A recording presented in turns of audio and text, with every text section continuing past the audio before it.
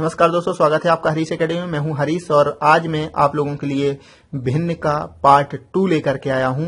Fraction का part 2 लेकर के आया हूं। इसमें बचे हुए हम टाइप को इसमें कवर करेंगे।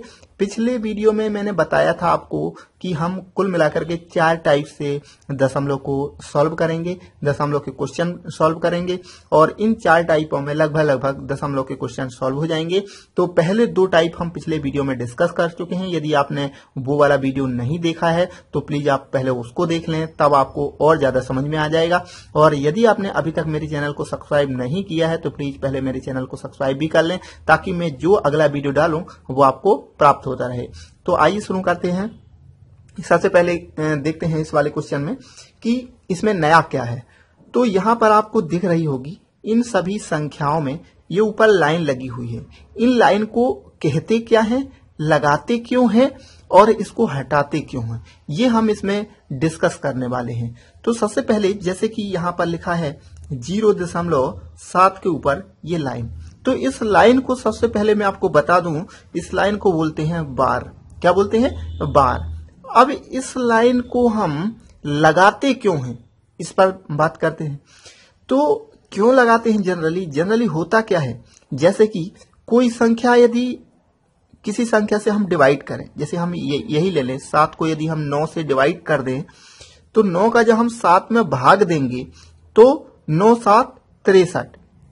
यहां पर चूंकि 7 में जाएगी नहीं, दशमलव लगाएंगे तो दशमलव, तो 9 7 63, तो 7 बार गया ये, तो यहां बचा क्या, 0 में से 3 गया 7, और यहां क्रॉस हो। ओके, अब यहां पे फिर से भाग नहीं जा रहा तो हम शून्य लगाएंगे। तो यहां पर क्या करेंगे, अब भाग देंगे 9 7 63, फिर से इसको माइनस करेंगे तो यहां 7 आ गया, ये क्रॉस हो गया। अब इसमें नहीं जा रहा भाग तो दशमलव बढ़ाएंगे। हम चाह रहे हैं कि ये पूरी की पूरी तरह डिवाइड हो जाए, लेकिन वो ऐसी कोई भी कंडीशन नहीं आ रही अभी 2-3 स्टेप में। जैसे फिर से दें 9 7 63, तो फिर 7 बच जाएगा। यानी अल्टरनेटली क्या हो रहा है कि ये 7 7 7 ये हमेशा रिपीट ही होता जा रहा है। कोई एक ऐसी कंडीशन इसमें नहीं आने वाली कि ये पूरी तरह डिवाइड हो जाए। इस वाले भिन्न को कहते हैं अशांत, यानी ये शांत नहीं हो रहा है। ये कोई एक ऐसी कंडीशन नहीं है कि ये पूर्णतः डिवाइड हो जाए या लास्ट में कुछ ना बचे, तो शेषफल कुछ नहीं बचे, ऐसी कोई कंडीशन आ ही नहीं रही है। तो इस कंडीशन में क्या करते हैं, हम देखते हैं कि कौन सी संख्या है जो बार बार रिपीट हो रही है। तो यहां पर 7 बार बार रिपीट हो रही है, इसलिए इन सबको ना लिख करके केवल 7 के ऊपर हम उसको बार लगा देते हैं। इसका मतलब ये होता है कि आगे की जो मतलब 7 है जो वो हर बार लास्ट में रिपीट हो रहा है। क्लियर है? उसी प्रकार से जैसे यहां लगा है 5 2 4 के ऊपर इकट्ठा वाल लगा है, तो इसका मतलब क्या है, इसका मतलब ये है कि अब अगली संख्या आएगी वो 5 आएगी, फिर 2 आएगी, फिर 4 आएगी, फिर 5 आएगी, फिर 2 आएगी, फिर 4 आएगी। मतलब ये भी शांत भिन्न नहीं है। कोई भी एक ऐसी कंडीशन नहीं आने वाली इस वाले में कि शेषफल 0 प्राप्त हो। और उसी प्रकार से यहां कि 2 5 2 5 2 5 ऐसे करके बढ़ता जा रहा है, इसमें भी कोई एक ऐसी कंडीशन नहीं आ रही है कि वो शेषफल 0 बचे। ठीक है, तो बार क्यों लगाते हैं ये आपको समझ में आ गया। अब हम बात करते हैं कि बार को हटाते कैसे। सबसे इंपॉर्टेंट यही क्वेश्चन में आता है कि इसको क्या है, साधारण भिन्न में बदलो। तो हमें इसको साधारण भिन्न में बदलने के लिए क्या करें। सबसे पहले आपको चाहिए कि दशमलव के पहले जो भी अंक लिखा है तो उसको सबसे पहले लिख लो। 0 लिखा है तो 0 लिख दिया हमने, ठीक है ना। क्योंकि अगर कोई संख्या होता तो उसका महत्व होता, 0 है तो 0 फिर भी हमने क्या किया, इसको अलग कर लिया, ठीक है ना। अब यहां पे लगाते हैं हम बटे। जो अंक हैं चाहे बार लगा हो या बार ना लगा हो, पूरी संख्या पहले हम उसको लिख लेते हैं।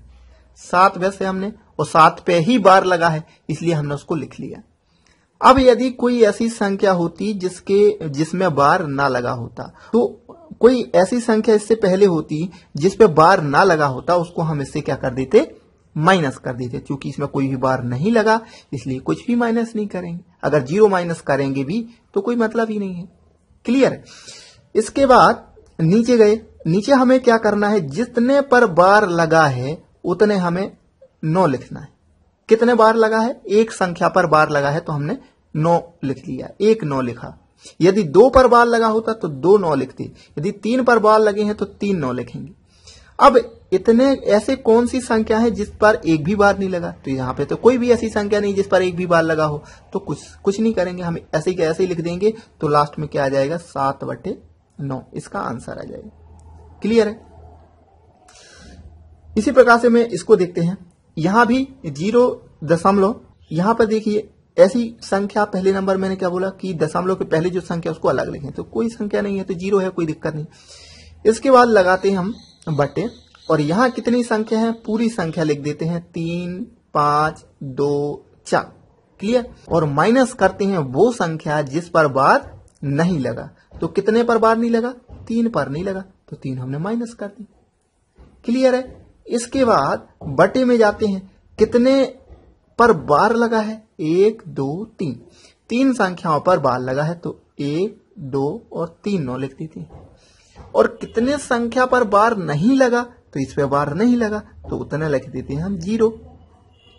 क्लियर है? अब इसको सॉल्व कर देते हैं। इसको सॉल्व कर देंगे तो 3 5 2 और 4 में से 3 गया तो 1, और बटे 9 9 9 0, इसका आंसर आ गया। That's all.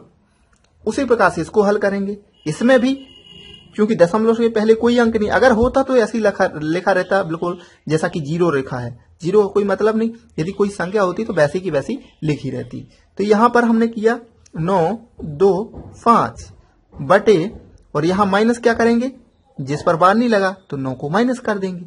और कितने पर बार लगा है? 2 पर, तो 9 9, और जितने पर बार नहीं लगा उसको ऐसे 0 कर देंगे। क्लियर है? मतलब ये वाली एक 0 यहां आ गया, जिस पर बार लगा है वो यहां आ गया, ओके, और जिस पर बार लगा है वो यहां तो पूरी संख्या आ गई, ठीक है ना, और जितने पर बार लगा नहीं लगा वो यहां माइनस हो जाएगी। क्लियर है? समझ में आ गया होगा कि आपको सबसे पहले क्या करना है? पूरी संख्या लिखना है, जिस पर बार नहीं लगे उसको माइनस कर देना है, और बटे में जाकर के जितने पे बार लगे हैं उतनी संख्याएं के बराबर, मतलब जैसे यहां 2 संख्याओं पर बार लगा है तो 2 9 रख देंगे, और 1 पर नहीं लगा तो उतने 0 रख देंगे, और इसको सॉल्व कर देंगे। बस कुछ नहीं करना। तो बटेंगे आपके 916 बटे 9 9 0। बस अगर ये डिवाइड हो रहा है तो आप डिवाइड कर दो। जैसे कि मान लीजिए कट रहा है तो 4 दूनी 8, 4 दूनी 8, 9 दूनी 18, 5 दूनी 10, तो ये आ गया आंसर। यदि वो डिवाइड हो रहा है तो काट दो, अगर नहीं हो रहा तो कोई दिक्कत नहीं। तो इस प्रकार से ये सॉल्व करते हैं बार वाले क्वेश्चन। क्लियर है? अब आते हैं थोड़ा सा अलग टाइप का, यानी अगला टाइप हमारा है कुछ ऐसे भिन्न जो कि इबारत टाइप के होने, यानी उसमें कुछ थ्योरी होगी और उसके थ्रू हमें उसको सॉल्व करना होता है। तो इस टाइप में हम देखते हैं, पहला क्वेश्चन है कि एक धन का 1/3 भाग उसके 1/4 से 12 अधिक है। धन का 3/4 भाग ज्ञात कीजिए। यदि इस टाइप से क्वेश्चन आते हैं, यानी इबारती क्वेश्चन इनको बोलते हैं, तो यदि इस टाइप के कोई क्वेश्चन आते हैं तो उन्हें कैसे सॉल्व करते हैं? जैसा कि मैंने पिछले वीडियो में बताया है, कुछ नहीं करना, जो क्वेश्चन कहे वो हमें करते जाना है। जैसे कि एक धन का, माना हमने कोई धन x है, कोई फॉर्मूला हमें याद नहीं रखना, माना धन का एक धन माना हमने x है, धन का 1/3 भाग, 1/3 भाग, ये पूरा धन है, इसका 1/3 भाग उसके, यानी किसके? धन के 1/4 के, 1/4 के से 1/4 से 12 अधिक है।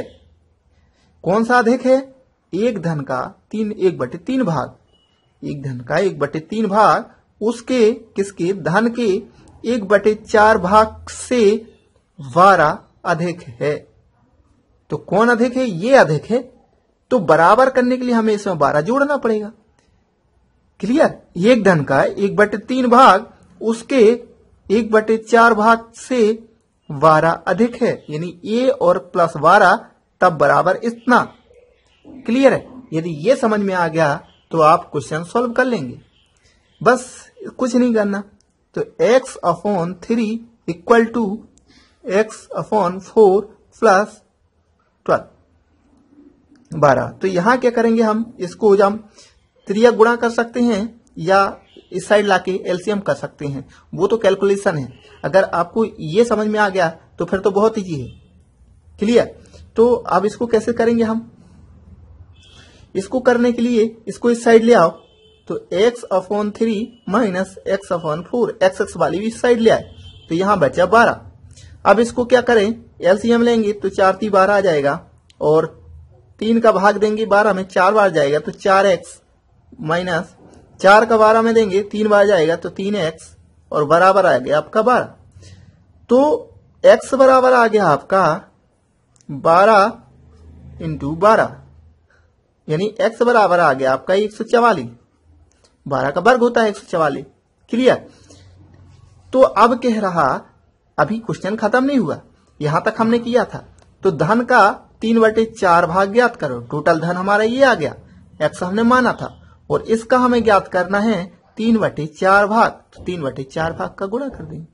अब 4 से काट दो, 4 × 12, यहां पे कितना बचा 2, 4 × 24, 36 आ गया। अब 3 का 36 में गुणा कर दो, 6 × 12 = 18 की 8, हासिल की 1, 3 × 9 = 10। तो आंसर आ गया आपका 108।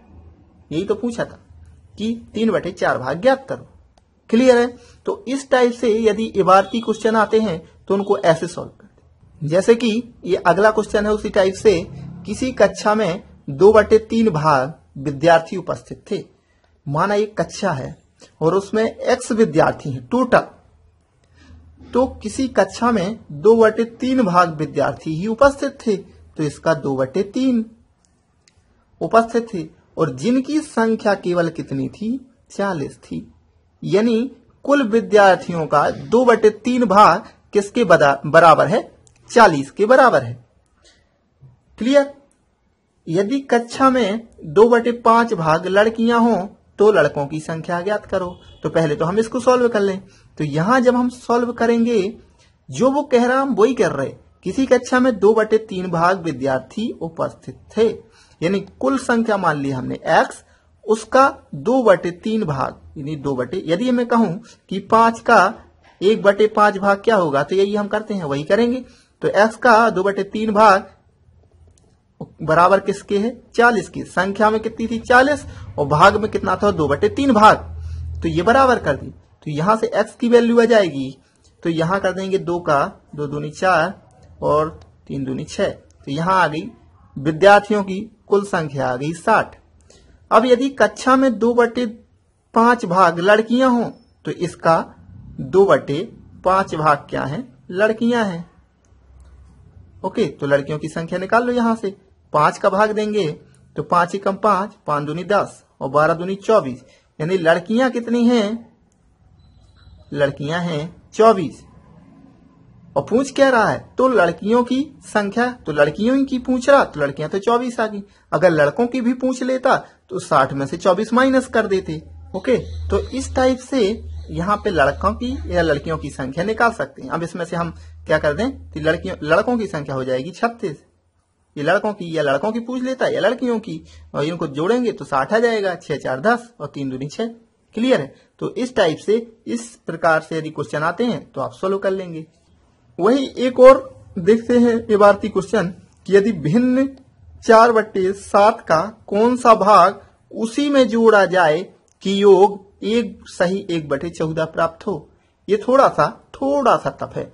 इसमें क्या करना पड़ेगा आपको कि भिन्न क्या है, 4/7, भिन्न 4/7 का कौन सा भाग उसी संख्या में जोड़ा जाए। तो भिन्न ये है, इसका कौन सा भाग, तो माना 4/7 का x भाग। क्लियर, x भाग उसी में जोड़ा जाए, इसी में जोड़ दिया। तो अब इसमें क्या करेंगे कि भिन्न 4/7 का कौन सा भाग, माना हमने x भाग उसी में जोड़ दिया जाए तो क्या प्राप्त होता है, योगफल 1 सही 1/14, यानी 14 एकम 14 और 1 15/14। तो यहां हम लिख सकते हैं 15/14। ठीक है ना।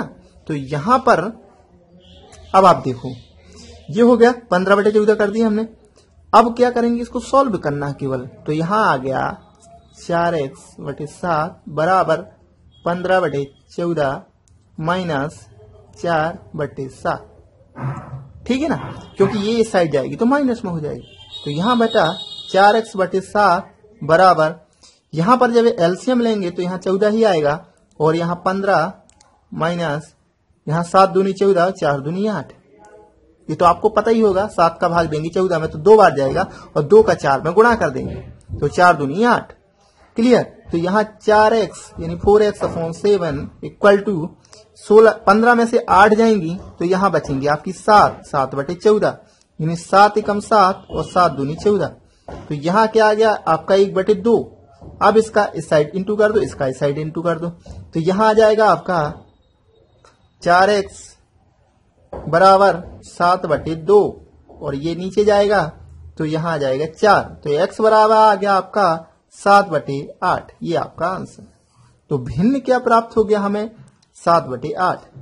तो कौन सा भाग जोड़ा जाए, ये, यानी कहने का मतलब x के स्थान पर हम क्या लिखते हैं, x के स्थान पर देखो 4/7 प्लस x के स्थान पर क्या रख दें हम 7/8। तो 4/7 इंटू 7/8 तो बराबर हमें क्या प्राप्त होगा 15/14। इसको चाहो तो आप कर सकते हो, आपका आंसर वही है। कैसा, इसको कैंसिल कर दिया हमने, तो यहाँ 4 एकम 4, 4 दूनी 8 आ गया आपका, मतलब 4/7 प्लस 1/2 बराबर, इसका एलसीएम लेंगे तो 7 दूनी 14। क्लियर। अब 7 का भाग देंगे, 7 दूनी 14, 4 दूनी 8 प्लस 2, 7 दूनी 14, 7 एकम 7, कितना आ गया 7 दूनी 14, 15/14 आ गया ना आपका। ये यही आंसर था।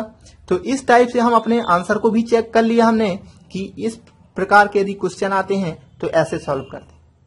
थैंक यू दोस्तों। यदि आपको ये मेरी वीडियो पसंद आए तो प्लीज लाइक करें, अपने दोस्तों के साथ शेयर करें। हमारा मकसद सिर्फ उन लड़कों की हेल्प करना है जो कि कहीं कोचिंग नहीं जा सकते, तो उनके लिए सुविधा उपलब्ध कराना है। तो प्लीज आप फेसबुक पर शेयर करें ताकि कुछ लोगों को इससे फायदा हो सके। धन्यवाद।